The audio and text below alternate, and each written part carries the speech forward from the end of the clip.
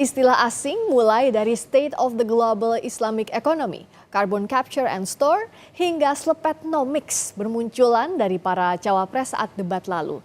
Penggunaan istilah ini dituding untuk menyulitkan lawan saat debat. Istilah asing bermunculan dalam debat cawapres bertema ekonomi Jumat pekan lalu.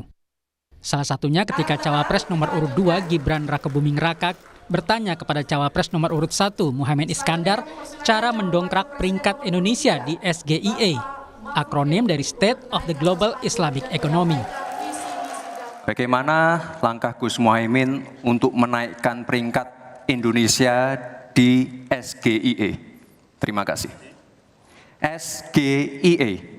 Terus terang SGIE saya nggak paham. SGIE itu apa? Ya mohon maaf kalau pertanyaannya agak sulit ya Gus. Terima kasih.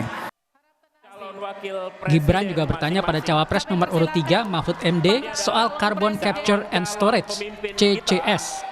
Gibran bertanya pada Mahfud soal bagaimana cara membuat regulasi CCS.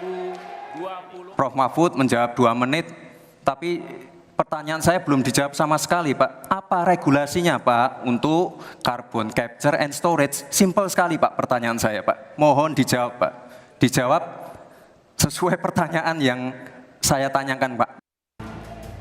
Cawapres nomor urut 1 Muhaimin Iskandar juga melontarkan istilah Slepetnomics saat memberikan pernyataan penutup. Itulah kenapa kami menggagas Slepetnomics sebagai solusi ekonomi kita. Segala ketidakadilan kita selepet. Cawapres Muhaimin Iskandar buka suara soal alasan tak paham istilah SGIE saat ditanya Gibran Rakebuming Raka.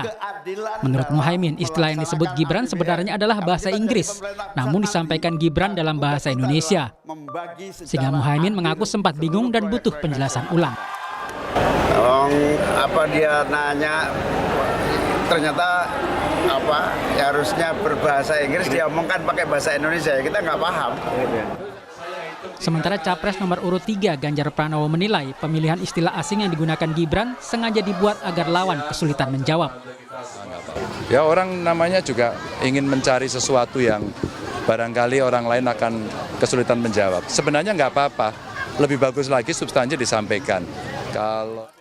Gibran Rakebuming Raka membantah sengaja menggunakan istilah sulit untuk mempersulit lawan saat debat menghadapi Mahfud MD dan Muhaimin Iskandar.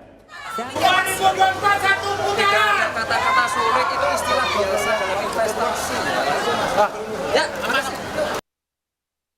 Masih ada 3 lagi debat capres-cawapres yang harusnya bisa digunakan untuk membuka wawasan masyarakat untuk memilih pemimpin yang diharapkan. Tim Liputan Kompas TV.